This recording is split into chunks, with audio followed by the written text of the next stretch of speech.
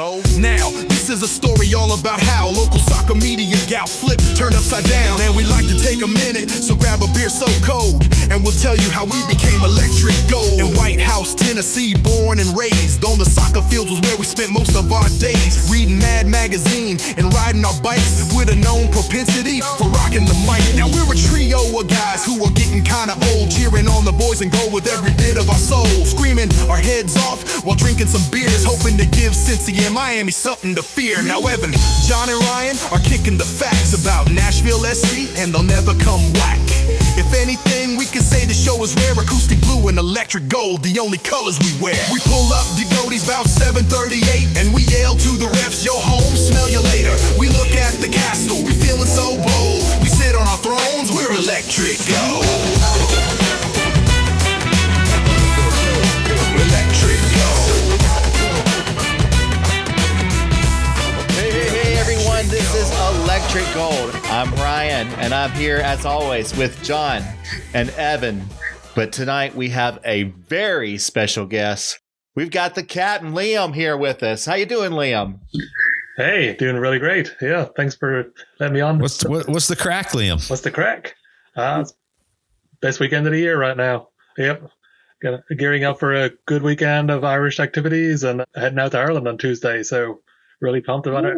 Got it ahead of me. Yep. Sweet. Well, we're very happy to have you. Of course, it's St. Patrick's Day coming up this Monday, and we thought who better to have on this podcast but a genuine Irishman to tell us all the ways that we celebrate this this holiday the wrong way and tell us how we're actually supposed to do it. So we're excited to have you along for the ride. Yeah, definitely glad to be here. Appreciate the invite. And John and Evan, how are you guys doing? You've been enjoying your spring break? The weather's turning, Nashville SC has a win in their pocket. How are you feeling? I'm feeling just delightful. Just like spring has come, and I am loving the entire world. I'm embracing the entire world, and I could not be happier than I am right now. Damn, right now, as we record? Right now. Right now. Never before in my life have I felt this happy. Jesus. Well, then we better capture this while we can. Capture the magic. Evan, you doing all right? You've been on vacay. You're feeling rest and recuperated? Actually, I actually feel the same way. I don't think I've ever felt better. I mean, I was down in Florida this week and coming off this win. Yeah, I mean, I don't think I could find the ledge, even if I went looking for it. I don't even think I could find them so far away. Wow. Well, good. I'm glad that we have come full circle then from our first and second episode from the beginning of the season, and everybody's in such a positive space. This is a great night to do a podcast, and I think we're going to have a great time. But of course, the only way we can truly have a great time is if we first talk about what we're drinking tonight. And Liam, as our guest of honor, I'd love for you to go first and share with us what you're having as we record. All right. Yeah, definitely. So tonight I'm drinking, because it's Irish weekend, I'm not drinking an Irish beer. I'm drinking Eddi, New Orleans style beer, strawberry lager. So this is inspired by John. Last weekend we had a New Orleans party. Eddi is out of New Orleans. Beautiful trip across the Pontchartrain if you ever get a chance to leave from New Orleans over the Pontchartrain Bridge, and a really great tour. So I've done the tour a couple of times down there, and tonight I'm drinking the strawberry lager. Wow. That's a delight. I was going to say, that sounds right up John's alley. Definitely John. Because this is going to go on for a while, I've actually got two beers from Eddi. I've got a purple haze for John, also a raspberry lager. Oh, I love the purple haze. I'm coming over, Liam. Let's do it. This is why he's the captain. He came prepared. He brought two beers to the podcast, guys. That's right. That's right. That's why he steers the ship. I saw the agenda, I was like, we got some things to celebrate here tonight. So yeah, let's do it. Hell yeah. Well, I'm just going to go in clockwise order on my computer screen. Evan, what are you having this evening? Okay, well, to celebrate St. Patrick's Day with you boys, I'm having a Harp Lager, one of the very first beers I ever enjoyed. I've been an Irish pub devotee for many, many years, and that was the one that I got started with. But I want to give a special shout out to the Harp premium lager, which I had on tap for the first time ever down in Punta Gorda, Florida this week at the Celtic Ray Public House, one of the finest Irish pubs I've ever been to.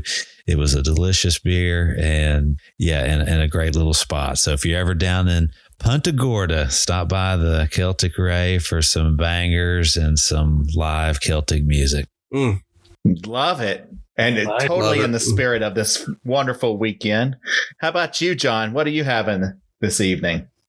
Yeah, I should be drinking an Irish beer, but I'm not. I've actually, it's been so warm outside. It's been like spring has come. So I'm having a bearded iris wave craze is what it's called. Bearded Iris is a Nashville brewery, of course, and this is a tropical IPA. It gives you that toes in the sand feeling of refreshment. You've got some passion fruit and some pineapple in there, and it's IPA, and it's just a springtime beer for Nashville, Tennessee. And I know our boy Danny Almeida, he loves his bearded iris. So I don't know if he listens to this or not, but Danny, if you have not had a wave craze yet, you got to get on it, son, because it is so good. Yeah, Danny. One of our text group aficionados and great dude overall. Definitely get on the wave craze. Shout out to Danny. Guys, tonight, in honor of St. Patrick's Day coming up, I did a little bit of research to just really better understand what is an Irish ale. What makes an ale an Irish ale? It goes back several hundred years. The Irish have been brewing ales of different sorts and probably getting more to the modern varieties that we're more familiar with in the 1800s. One of the beers that the names that you're most familiar with anyway, would be Killian's. Killian's was first brewed in the 1860s in the town of, tell me if I'm getting this right, Liam, Enniscorthy. Is that correct? Perfect, yeah. Okay. It wasn't called Killian's back then. It was called Enniscorthy Ruby Ale. Wasn't called Irish Red or anything like that. In 1864 by George Killian Lett, and it was a red ale. So in Ireland, they hardly use any hops in their beers at all. Very little. They mostly focus on toasted barley because barley is a native that they can grow in Ireland, whereas hops mostly have to be imported. So it's really expensive. So they grew barley instead, and then they toast it. And how much they toast it will determine how dark the beer is. So your stouts like Guinness, they're really toasting the barley and it gets very dark and creamy. Whereas a red ale, they're just lightly toasting it. And then they're mixing it with a mix of malted caramel. So Irish beers tend to be much sweeter than your German varieties.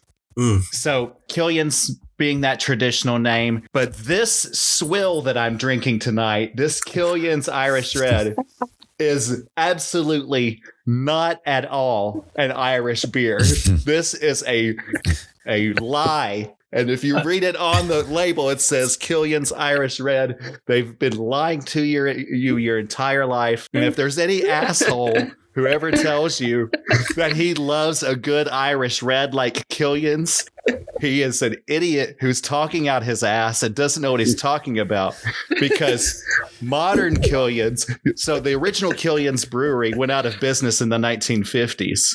And then the Coors Brewing Company came along in the 1970s as they were becoming a giant conglomerate, and they bought the rights to the name Killian's, but they repackaged some of their stupid lager into this bottle, put a red label on it, and called it Killian's Irish Red. This is not even an Irish Red. It's a lager that's in this bottle.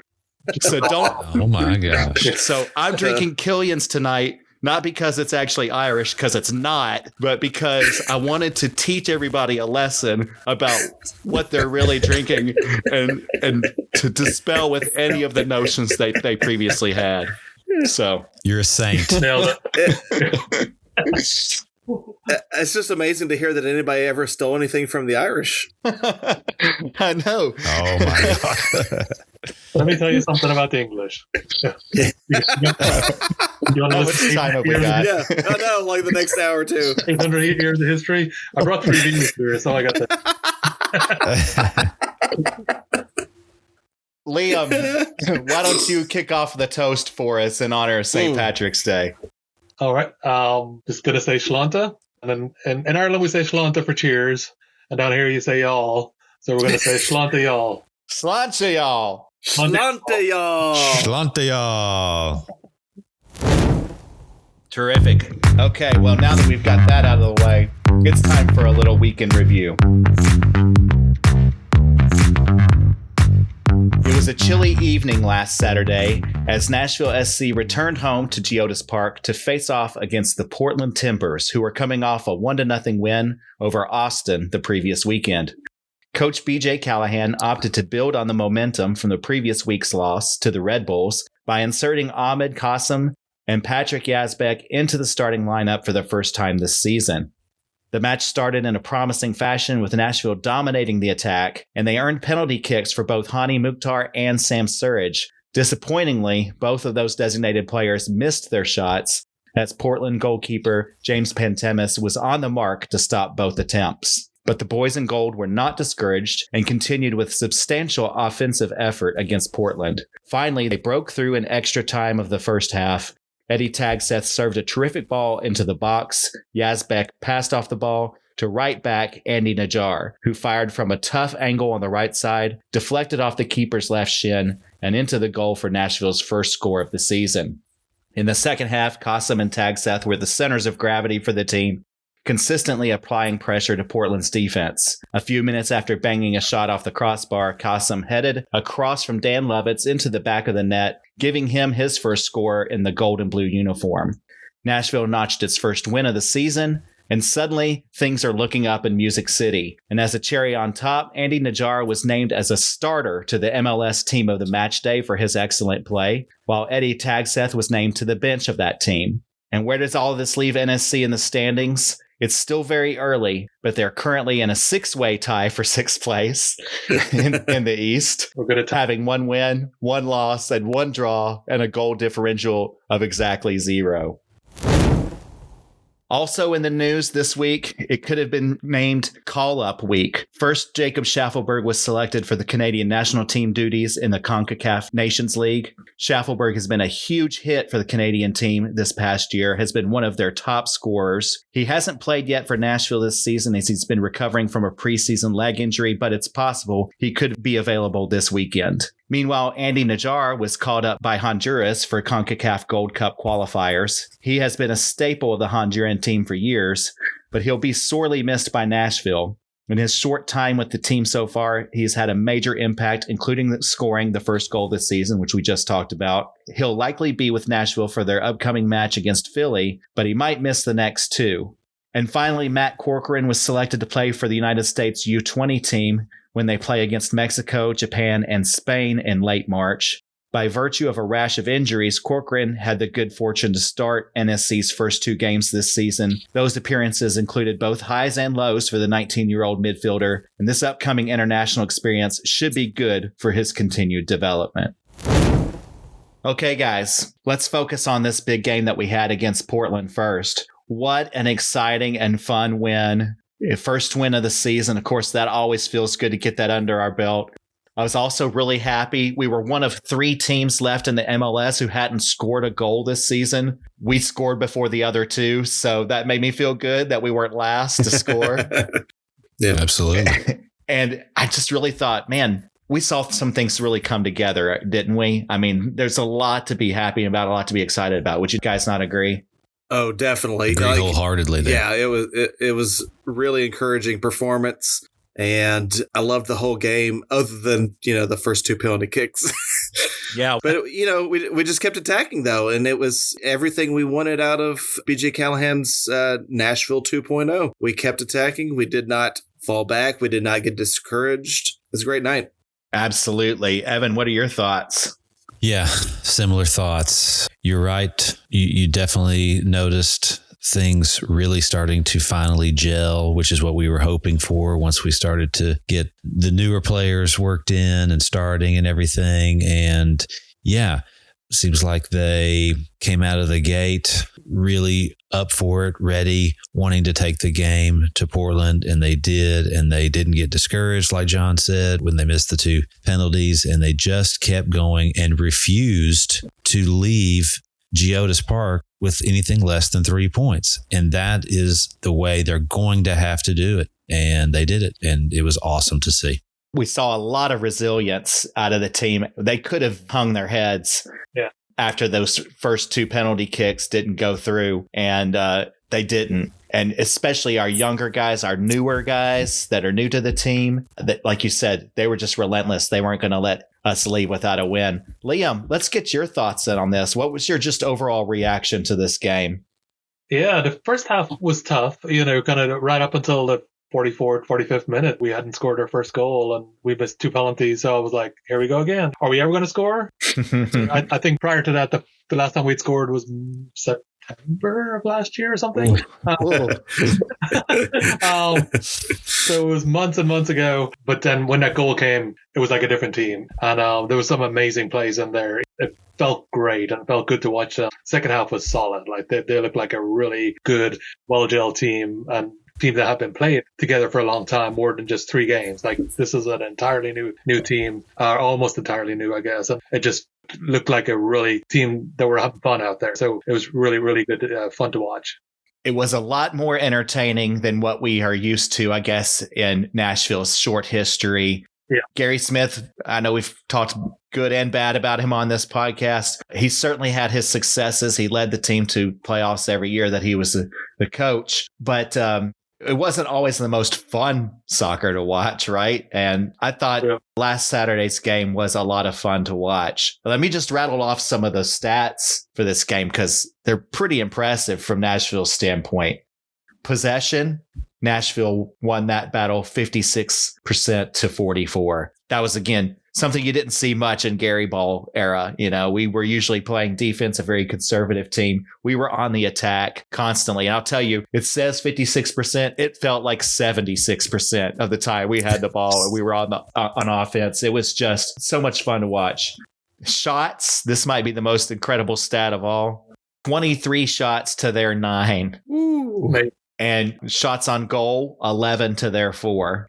Now, shots can sometimes be misleading. I was reading Ben Wright or maybe Music City Stats or somebody, they were saying, when you get a high number of shots, it could be an indicator of a desperate team who's just shooting wildly because they just need to catch up or whatever. But that was not what we saw on the field from Nashville on Saturday. I mean, it was in control. It was within the flow of the offense. We created a lot of opportunities.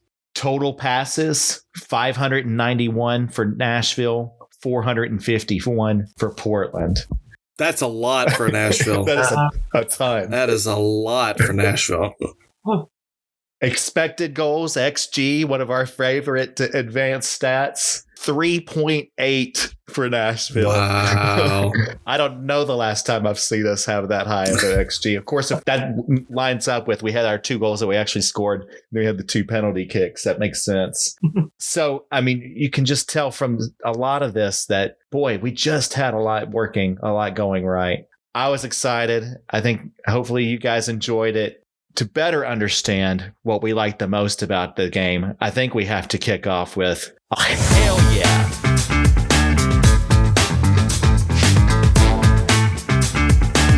All right, Liam, once again, we're going to start with you. I'd love to know what your oh, hell yeah moment of the game. So it was I think it was like the 60th minute, 65th minute or so.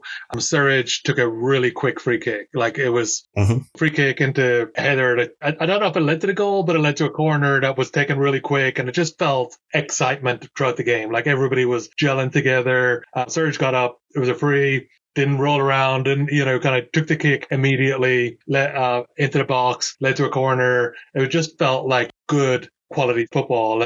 When I saw that last night, or I watched the game late because I had a New Orleans party last weekend. So priorities, man. Yeah. But when I watched it last night, I was like, oh, hell yeah. Like, this is the kick. This is the free kick. Like, he took it so quick, nothing around. No, kind of no rolling around, none of that kind of stuff. It was just like such a beautiful up and go. And it felt just like a really excitement time. There was and this was after he missed the penalty 20 minutes earlier. So it just felt really, really solid. And the excitement of him wanting to make it up to the team and him wanting to make it up to the crowd and him wanting to make it up to everybody to get that point, to get that goal. or to lead to the goal, was just felt amazing. So it was oh hell yeah. Love it. Fantastic. Love it. I gotta say, I don't think anyone would have predicted that Sam Surge's quick free kick would have been the choice for your all hell yeah moment, but it makes perfect sense. No, it was a good call. It looks beautiful. Like it just looks solid. And I didn't watch. I wasn't there live at the game this week, but it looked just really solid from the programming. Yeah, it's definitely indicative of a new style of play here in Nashville. Yep. So that's exciting. Evan, how about you? What was your all hell yeah moment? Well, guys, it may have been spring forward this past weekend, but it was turn the clock back night for one Daniel Lovitz. Oh. Daniel Lovitz Yeah.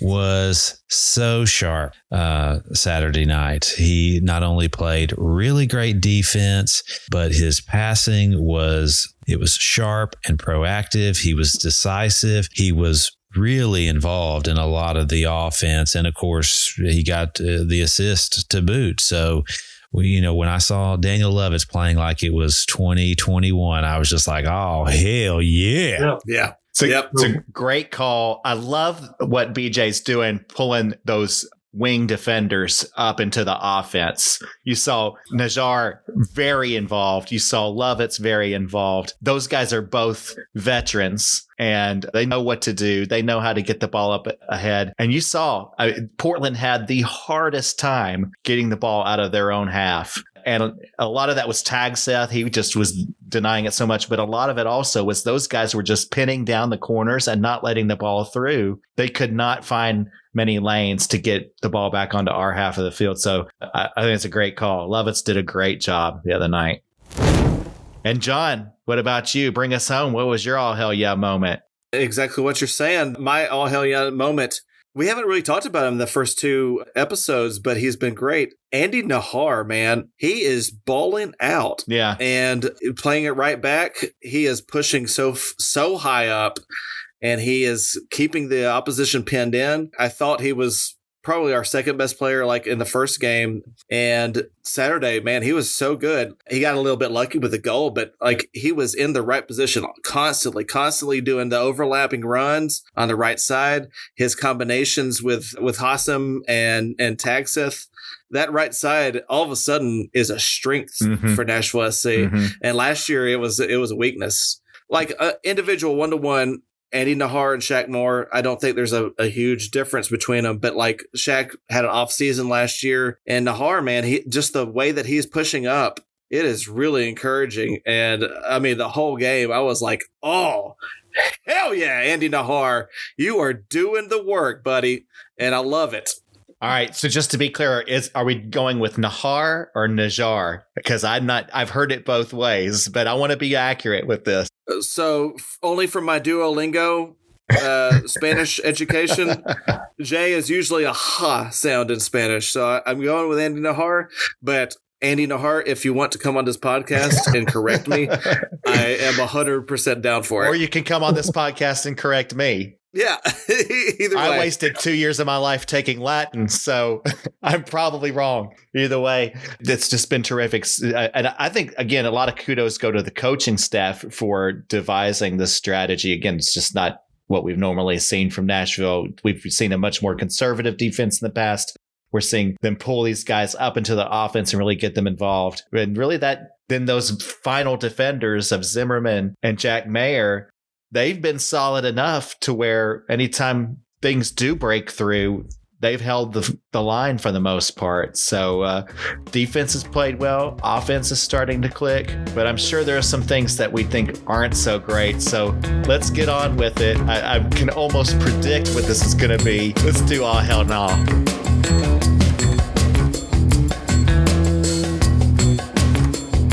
And John, you're the lucky one that gets to go first on this. What's all hell no for you? Oh. I mean, it's a pretty easy one. I'm sorry, guys. The penalty kicks. Yeah. Okay, so it's not as big a deal as it feels, because honestly, we don't get that many penalty kicks during the course of a season. I looked back, we had 5 last year out of 34 games. All right. But the fact that we were desperate for a goal and we had 2 right at the start of the game. There was a brief moment where I was like, oh my God, we might not score this season. Yeah. Like if we missed 2 penalty kicks in 15 minutes, what do we have to do to score a goal? Yeah. There were soft penalties anyway. Certainly the second one. Yeah, definitely the second was a soft penalty, and we still didn't put away. Yeah. I would say I was kind of disappointed that Hani didn't take the second one, even after missing the first one, because the first one, I didn't think it was that horrible a shot. I think Pentemis made a great save on the first one. Yeah. And let's be clear, he's a fantastic goalie as far as MLS level goalie. He's one of the best. He's definitely a great shot stopper. Mm-hmm. And to me, Hani, you got to step up and take the second one, man. You're the franchise. I was kind of relieved when he didn't step up, but yeah, I mean, yeah, but like overall, all the great players miss penalty kicks. Yeah, you got to. I've seen Messi. I've seen Ronaldo. I've seen Mo Salah. I've seen all of them. Yeah. Roberto Baggio back in the day. They miss penalty kicks. It happens, and you have to just grab it and take it again, man. So yeah, that was my all hell no. Come on. Yeah. Oh hell no, Hani. Take that second penalty. Just have the balls. If you miss it twice, you miss it twice. You're the man. You got to claim it. Yeah, I agree wholeheartedly. Evan, did you have a backup all hell no prepared for this moment?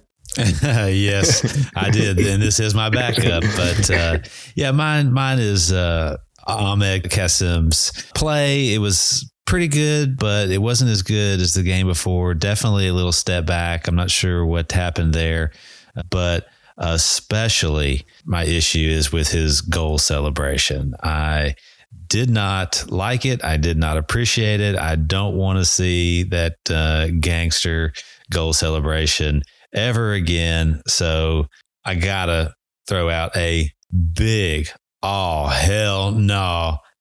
Don't celebrate your goal like that again. Wow. I think you're probably in the minority on this one. I got to be perfectly honest. Like, I think that probably most of the Nashville faithful are cool with it. What are we upset about exactly? What's your beef with it? It didn't seem like thuggish and gangster and maybe disrespectful to the community, given some of the issues that we have had here with gun violence and guns stuff. and shootings. Yeah, perhaps so. I guess I didn't connect those dots, but I guess you make a good point when you think about it like that. So, all right, well, fair enough. Hopefully he gets plenty more opportunities to celebrate, but he does it in a much more respectful manner then. What about you, Liam? Do you have an all hell nah moment? Definitely the penalties were tough. Mm-hmm. Like they were more towards this weekend coming up. My all hell now is don't ever say it's St. Patty's, Patty. Oh. Yeah. St. Patty's, Paddy. So Paddy is non-existent, just somebody made up somewhere by whoever. But it's St. Patty's Day. Paddy. So a lot of Americans over here. You know what? I think that, Liam, originated in Millersville, actually. Yeah, those Molokai. Yes. But yeah, kind of that's a big oh hell no moment for Irish people. You can't say St. Patty's. Wow, I guess that had never been on my radar before, but I'm so glad you're clearing that up. Thank you for the education. Yeah. What happens if you meet an Irish person in the street and you inadvertently refer to it as St. Patty's with a T? Patty's are very insulting. I don't know what the origin is, but they just get really upset. Yeah. Not impressed. Even on social media, like some of the events that we'll talk about this weekend are saying St. Patty's, and I'm like, don't go there. Like they're wrong. They don't know what they're talking about. Don't cross that line. Don't go there. Yeah.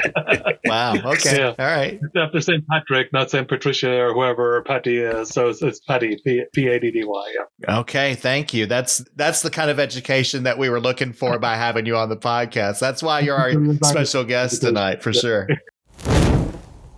One of the things that we've been talking about doing this season is counting down Nashville's goals. So we've talked about this earlier on another episode. BJ Callahan said that he had a goal of the team scoring 50 goals this season. After those first 2 games, it looked like we may not even get to 20.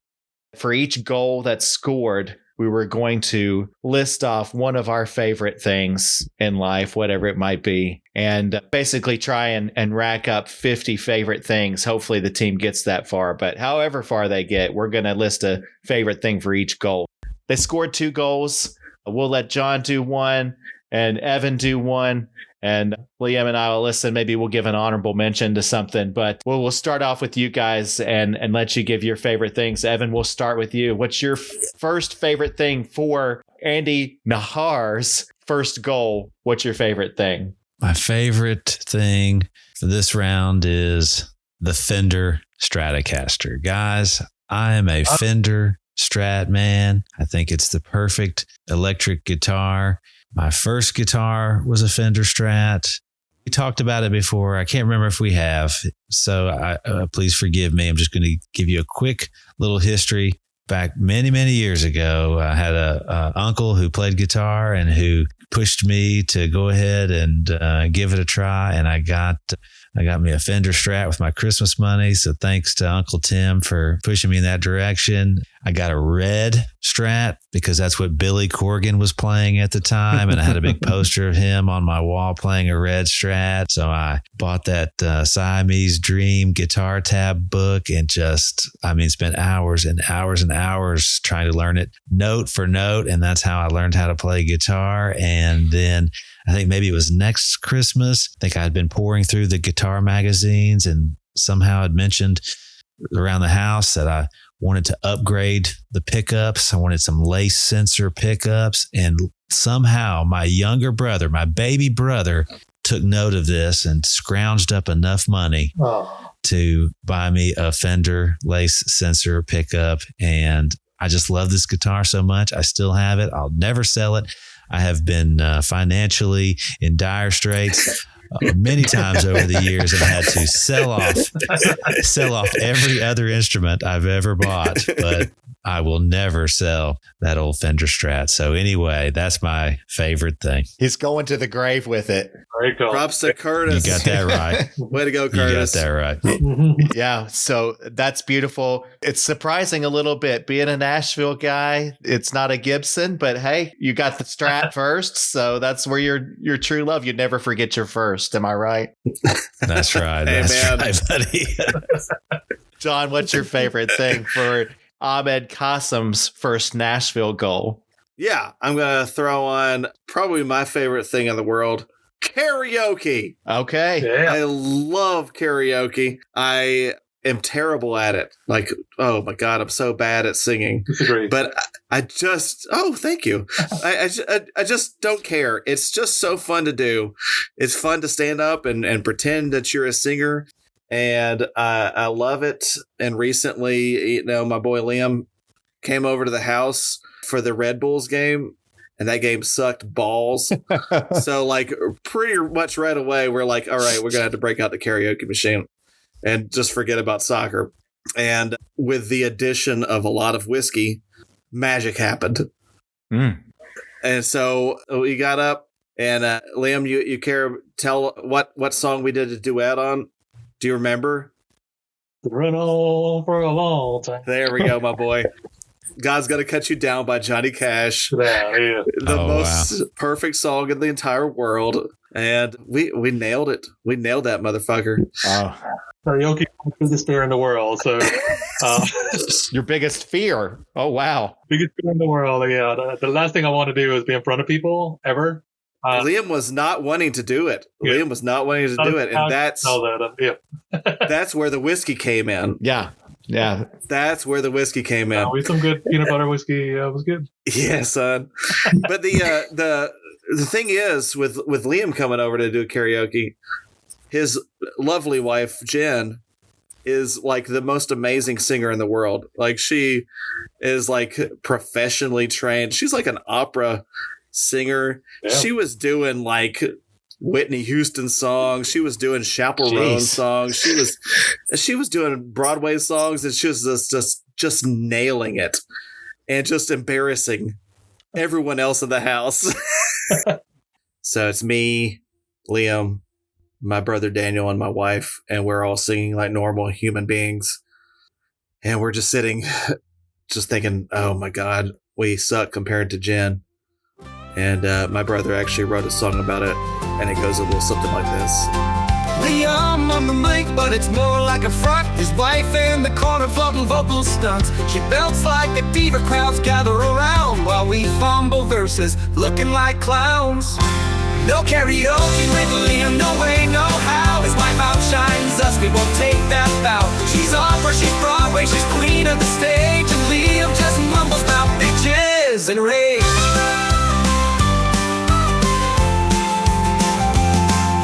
Picks every song that barely raps, hand us the mic like he's Pavlov's trap.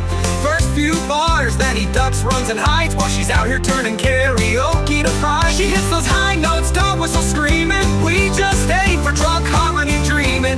Liam's in the back, laughing in a seat, dropping bars about hoes in the streets. No karaoke with Liam, I'm saying it loud. He sets us up to fail in front of the crowd. She's a class act, we're JV at best. Liam lip syncs, we handle the rest.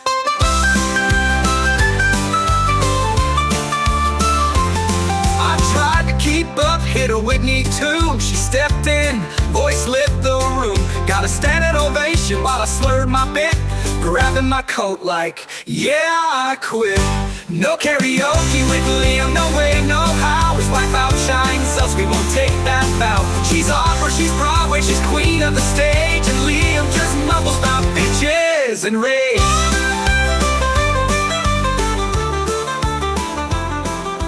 So I don't know if I'm going to invite you and your wife to come over to sing karaoke anymore, Liam, because in the world, my least favorite thing in the world. So compromise a lot. Marriage is a compromise. That's right. So John is picking it for Ahmed Qasem's goal. You're picking the same thing for Hani Mukhtar's missed penalty shot. So Yes. Yep. That's right. That's 100% right. I think when you find someone who's really good at it, like Liam's wife, and they're just nailing it, like that's always incredibly impressive. But there's a little part of me that's just like totally turned off by it, because karaoke is supposed to be about embarrassment. And It's supposed to be bad. it's supposed to be terrible. When someone gets up there and just kills it, you're like, yeah, okay. Next. Yeah. All right. Come on. John, what's your go-to karaoke song? If you had to pick one, you're about to die, and you have one karaoke song left to perform, what's it going to be? It's the one that won over my wife. It's Mr. Roboto by Styx. Wow. I got up in a crowded bar, and with no justification for being up there and doing it, I said, all right, I'm doing Mr. Roboto, and I go full on. Like, I mean, the performance, I jump all over the stage. I do windmills. I whip that mic around. I am Styx. And anytime that I need to win over a crowd, I'm going right to Mr. Roboto, and it always works. Nice. Evan, are you much of a karaoke guy? Do you have some go-to karaoke? I've never done it before. I'm not completely opposed to the idea of trying it, but I have yet to do so. John's got a whole setup. Come on over, Evan.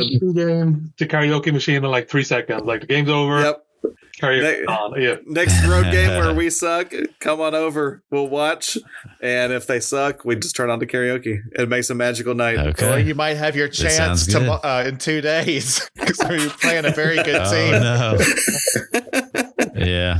Liam, did you have an honorable mention thing that you'd like to add? You're not on every episode, so I thought I'd give you an opportunity to throw one in here as well if you'd like. It's going to sound a little corny, but this podcast over the last 2 years has brought a lot of fun. Bless you. Thanks, oh brother. My gosh. Yeah. What a sweetie. It's a really stressful job. So when I go to walk the dog, I put on this podcast, and it just clears my mind, and it's good stress relief for me. And I know you guys for several years now, all of you guys. So chuckle the whole time, laughing walking up the hill, and so it brings a lot of excitement and fun. I look forward to each episode. So yeah. Not sucking up, but it is a really good, one of my favorite things for sure. Mighty kind of you, sir. Thank you very much. I love you, Liam. Oh my gosh. Thanks, Cab. The check is in the mail, Cap. Exactly. Well, with that, I'm going to have to let you go first for our next segment, which is, of course, the famous Nashville Hot Chicken Takes. My hot chicken take is that these owners got skills to shake, entertain the crowd and get on the field. 'Cause why the fuck not? Liam, what's your hot take for this week? So this is my second time on the podcast, and last year, I think I said Bunbury was going to end up with the most goals for the season. If you do that again, you're off. You're permanently off. What we're doing around. I don't know if it's much of a take, but Tagseth is so good. Like, if he keeps playing the way he does, he could be an MVP. Just a solid player. Hopefully he doesn't get injured. Hopefully he settles into the stride. Like, the way he's playing now is almost like a Tasmanian devil, like, kind of just all over. So he needs to settle into his position and not get injured, and he can be really, really solid. So really pumped about that young signing. And so hot take is MVP by the end of the year. Sure. Wow. Yep. Tagseth MVP. That's hot. Yeah. I love it. This position, he should be good. Yeah. I thought he had some great offensive moves and great plays offensively in the game this past week, but I thought his defense was probably the most important part of his play in this game. Every time they got the ball and they started to make a move in our direction towards our side of the field, he was there. He was stopping the ball. He was taking it away. He was just relentless. His energy, Yeah. is just all over the field. Like, anywhere you look, he's there. Like, he's I have no idea what position he plays, but it's just he's amazing. So a great call on that. Good hot take, and I would love it to see an MVP season for Tagseth. That would be amazing. Evan, what's your hot take tonight? Boys, my hot take is that this team is a home seed in the playoffs. This is a team that can win some soccer matches if we can stay healthy and ride these tides when we're going to be missing players due to call-ups and things like that. These are big ifs, but every team experiences them to one degree or another, so we can figure out how to manage them. And if we do, guys, again, we are going to be a home seed in the playoffs. Love it. Yeah. I mean, Love if it. they're going to play like they did this past Saturday, it's totally possible. You're going to see Philly's going to be up there. Miami's probably going to be in the mix. Cincinnati, maybe.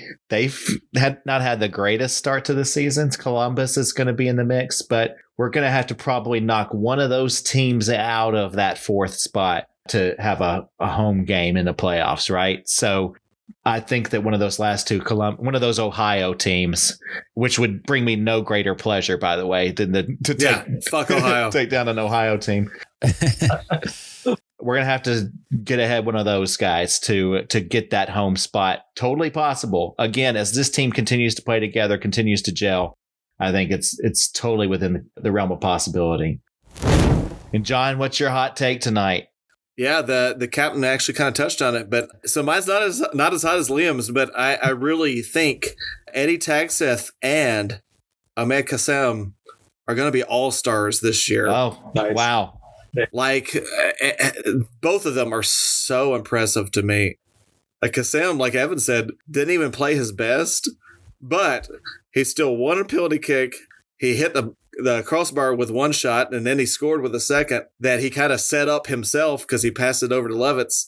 Both of them are really impressive for young guys coming into the league for the first time. Eddi Tagseth, y'all, that dude ran 8.1 miles Saturday night. Yeah. I have never seen that. Wow. I've watched German teams that were obviously on steroids, like the German national team in 2014 when they beat Brazil 7-1. I still don't think any of those dudes were running 8.1 miles. It's ridiculous. He was there. That is an insane stat. Yeah. And he does it like it's nothing. And he's done it all 3 games. And from all that I have read, he does it all the time. He did it at his old club in Rosenborg. This dude is so good. And I don't know how we came across him and how we got so lucky, but I was big time to criticize Mike Jacobs last year. But these signings, these are two really, really freaking good MLS players that we have got in Eddi Tagseth and Ahmed Qasem. And I think they're going to be all-stars if they stay healthy. And then throw Najar on top of that. Yeah, if that throw Najar in, he's amazing too. Yeah. We have got so much to look forward to out of these new players so far. Yeah, the early returns are good, and it does seem like we've upgraded the team significantly. All great. Just touch again on the Tagseth thing.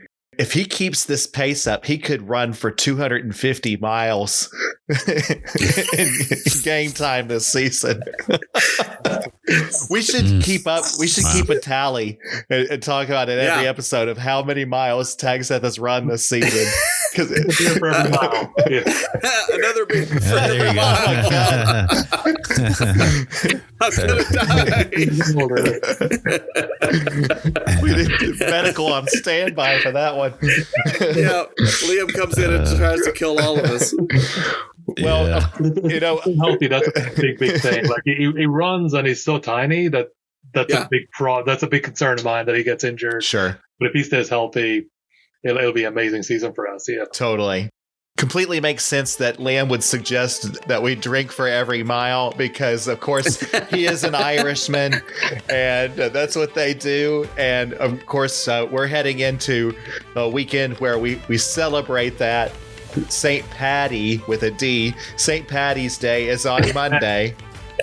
And, of course, it's a big holiday here in America, probably for all the wrong reasons. I'm only assuming that we do it completely wrong compared to how they do it in Ireland, right, Liam? So one of the reasons why we wanted to have you on this evening is so that you could educate us and all of the listeners about what are the best ways to celebrate St. Paddy's Day here in America. Yeah, so Nashville has really matured over the last 5-10 years in Irish culture. Kind of when I moved here, I've been in Nashville now for almost 20 years.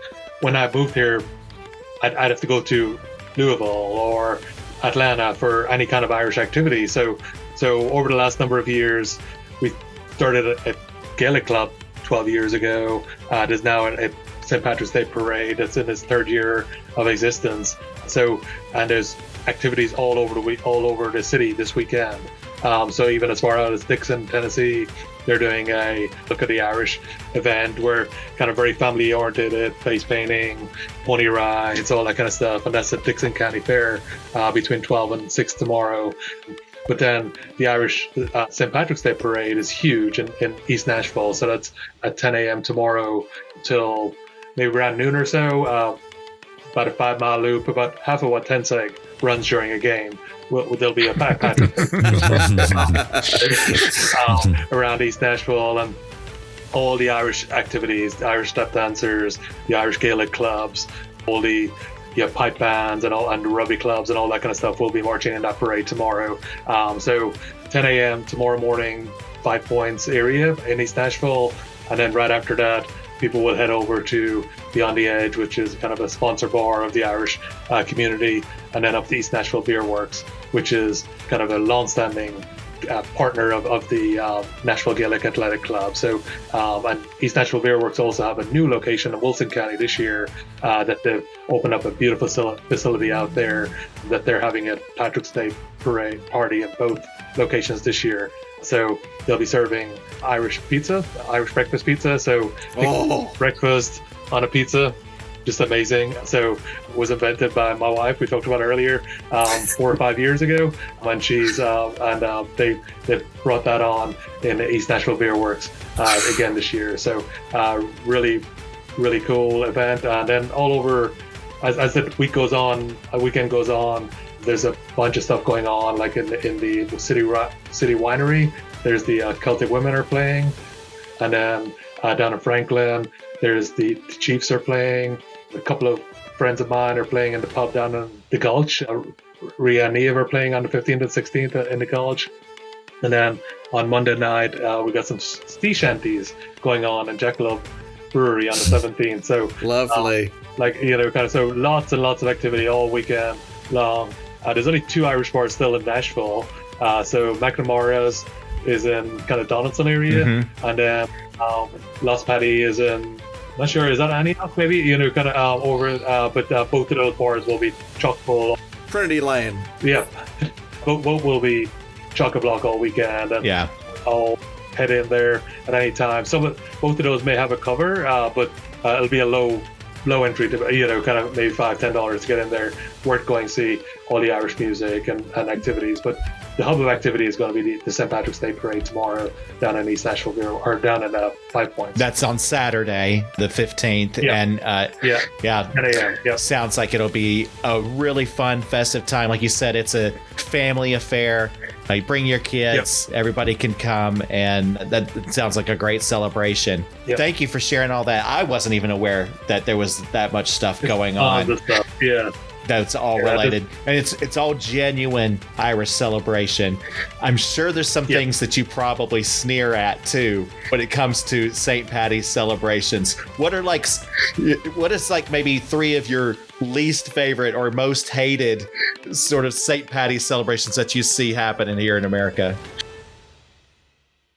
3. Like green beer? Do you drink green beer? Green beer? Yeah, I've never saw that before.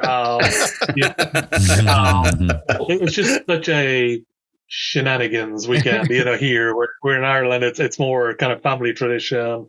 It is a national holiday over there, so everybody's off on Monday, and I think Tuesday as well. So it's kind of almost like Thanksgiving here. You get an extra couple of days off, so it's a long weekend for everybody. Yeah, and it's not as drink intensive, believe it or not, in Ireland as it is here. You know, so that is a kind of a weird kind of dichotomy also. But you know, I don't know. Like, when you're away from home, you get so much more patriotic. So I'm going to be down there tomorrow wearing a green shirt, drinking green beer. Yeah, kind of wearing shorts, acting like an Egypt. Like an Egypt, yeah, kind of. And I'll probably be down there Sunday and Monday, and I've got meetings on Monday morning, and I'll probably won't be in the healthiest state for them. Aren't you able to take that off for like some sort of like for your heritage reasons? It should be a religious holiday, basically. Holiday or something. I normally would, but I'm heading out to Ireland on Tuesday evening. So right after work on Tuesday, Gotcha. I'm going home for 10 days, but definitely would have money for that. Yeah. So just kind of timing wise, it's like $500 cheaper to fly the day after St. Patrick's Day than it is 2 days before Patrick's Day. Sure. That makes a lot of sense. It does. Do you happen to own a shirt that says "Kiss Me, I'm Irish"? For the longest time, I wouldn't wear anything green because it was so shibockery, you know. And then, you know, kind of as I got more and more further away from home, longer away from home, you definitely get more patriotic or more kind of nostalgic for home, and maybe I become more Americanized as well, maybe. So now I'm kind of like, kiss me, I'm Irish, whatever it takes, you know, kind of. I mean, I do a bunch of Irish accents, you know, kind of. So yeah, go through a game a lot of times. Take off. So there's a lot of good stuff about the culture here that's not in Ireland, also. So, you know, kind of got the best of both worlds, really. That's very gracious of you. Yeah, Liam doesn't need the shirt. All he needs to do is open his mouth and the ladies come kiss him. That's no, they're like, you're an old gray haired guy. LL Cool L, I guess. So do either of you guys, John, Evan, do you guys have any favorite St. Paddy's traditions that you guys do? I eat Irish food. Yeah. That's me.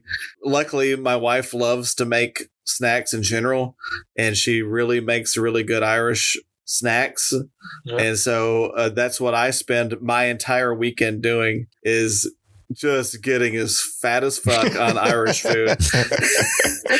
Liam said the words Irish breakfast pizza, and I nearly just jumped through the computer just now. Like, I was like, oh my God, take me with you. That sounded amazing. I've got to say, I want to sign up for some of that. Absolutely.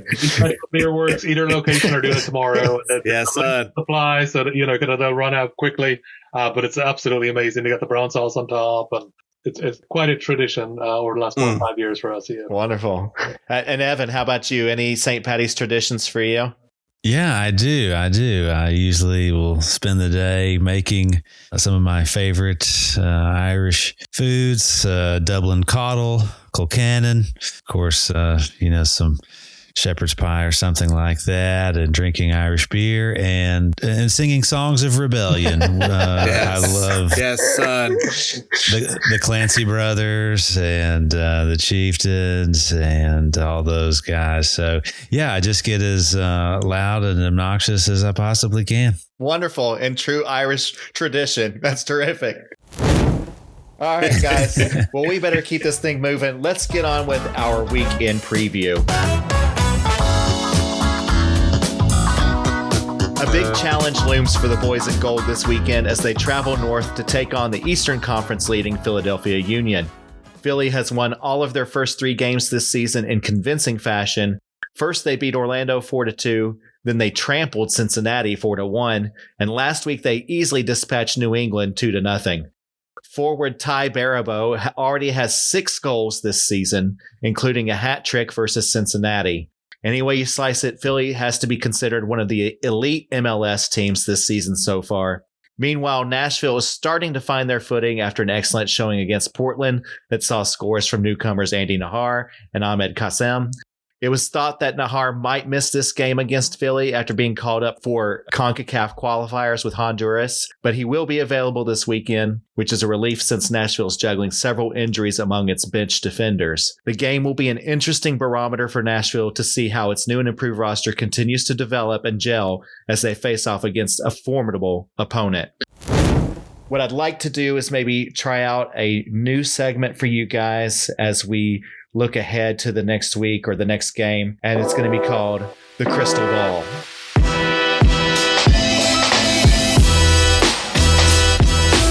So in the crystal ball, I want you guys to predict one thing that we should be looking out for as we enter into this next game. What's the one thing that's on your mind that you're going to be watching for, that you're going to be looking for, and what do you predict is going to happen?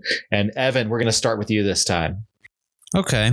I'm going to peer into the crystal ball and see Walker Zimmerman finally re-attain godlike status in his level of play. He started out a little rough this season, played much better Saturday night, but still lacking that final piece, which is his ability to score goals on set pieces. You started to see him get a little bit closer this week, and I think I'm seeing in the haze of the crystal ball, Walker Zimmerman getting at least 1 goal set piece, if not 2. Wow. 2 would be amazing. Wow. Yeah, I can't tell you the last time we scored off a set piece. It's been a while. John, what's your crystal ball saying for you this week? So to me, this game Sunday, I'm going to borrow a phrase from a sport that pretty much unites Irish and American people in their hatred of, and it's cricket. Mm-hmm. In cricket, there's a thing called a free hit. Yeah. It's basically a fielding team has made an error. There is a chance for a batter to hit the ball and he cannot get out. It's a free hit is what it's called. This weekend, due to Nashville's win over Portland, is a free hit for Nashville SC.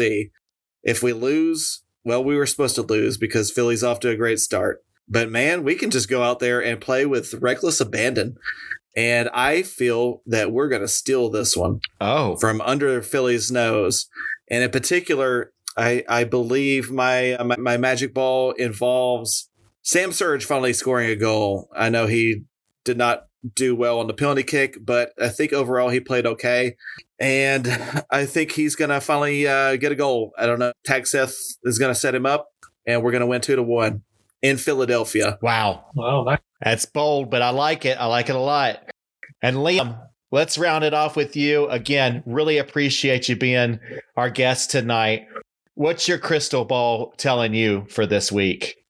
This is tough. I feel like they've been off to a great start, 3 games in a row. But follow up on John's energy, I feel like we can go up there and kind of get a result. Like we had a really great win last weekend also. So coming away with a point from that game is probably feels like a win sometimes with a team on at home and traveling up there. So I feel like we're going to score a penalty finally on tomorrow night or Saturday. It's Sunday, right? Sunday. Yeah. So I think when we put up we put Mukhtar back in there. Scores. We got Mukhtar back. Can't remember the last time he scored either. It is time for him to get his groove back. But kind of all around, a lot of excitement. I do see Zimmerman's going to score. Mukhtar's going to score very soon. Not the next game, the game after that. And when those guys start scoring again, it'll feel like 2021, 2022 all over again. Whichever. When was Mukhtar's MVP? 22, 23? 22. 22. Yeah, 22. That was just an amazing feeling that year. So I think we're right on the cusp of doing that again with the two guys and same two people. Once they start scoring, Surrey just so much energy on Saturday night. Maybe you needed that loss of penalty to bring him forward or kick in the crotch or whatever, kind of terminology very confused. He needed that kind of momentum. And after that penalty, he was like a different player. So a lot of excitement, a lot of positivity in the crystal ball right now. Yeah, I was going to say for all of you, I mean, all of y'all's balls are just filled with tons of excitement. Exciting balls. No, it's great. There's a lot of optimism in the room, and I'm excited about it. I can't wait to see what happens, and I'm looking forward to a fun game this weekend. Well, guys, we better wrap it up. I'm about the end of my beer. Liam's halfway through his second one, probably. I don't know. Are you on the second one? You are, aren't you?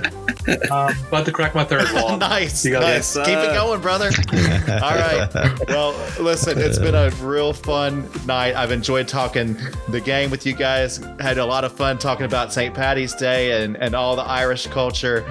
Before we sign off, John, real quick, let's let everyone know how they can reach out and contact us. Reach out and touch us. We are Electric Gold NSC. We are on Facebook. We are on X, formerly Twitter. We're on Instagram.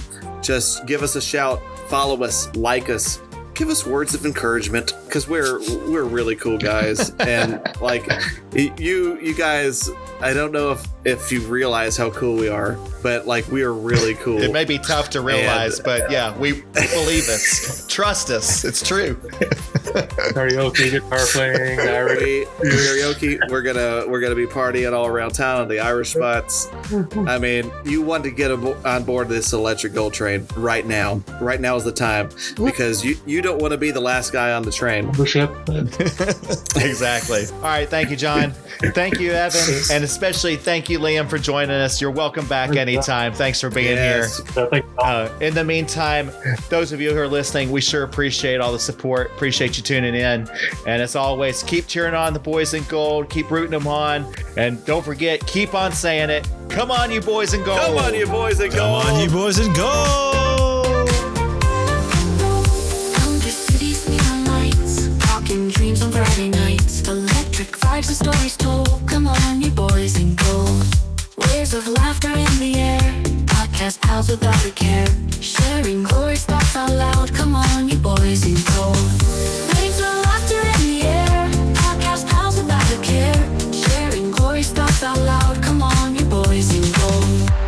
Electric Hang on, wait a second. Now we got to play Philly, where America started, and based on the crime rates there, it's probably where it's going to end too. In Philly, where even the Liberty Bell cracks under the pressure. The Rocky statue is the most successful thing to ever come out of that city, and it's literally not real. Philly's just the dollar store version of New York with more crime and worse bagels. It's the only city where the rats complain about the living conditions. Hey-oh! The expressway is a perfect metaphor for life in Philly. Always miserable, never moving forward. You have the audacity to put Cheese Whiz on your sandwiches and still call yourself a major city. Well, listen, Philly, we got a little something for you, and it goes like this. Walking down Broad Street feels like yesterday's blues. Concrete jungle stuck to my shoes. There's no magic in the cheesesteak haze. City of brotherly love, please spare me the praise. Philly can't hang with the southern breeze.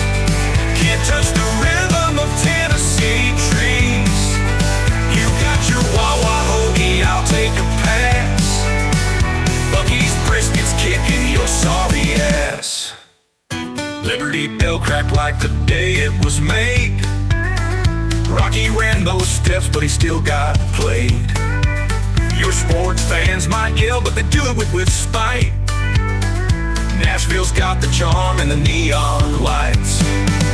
Oh, the skill kill stakes is forever in gridlock. The SEPTA stops need a big padlock. Say what you want about Philly deep pride. It can't match the South where the rhythms collide. Philly can't hang with the southern breeze. Can't touch the rhythm of Tennessee trees. You got your Wawa hoagie, I'll take a pass. Bucky's briskets kicking your sorry ass. Kill stakes, it's forever in gridlock. The F-Stuff dots need a big padlock. Say what you want about Philly deep pride. It can't match the South where the rhythms collide.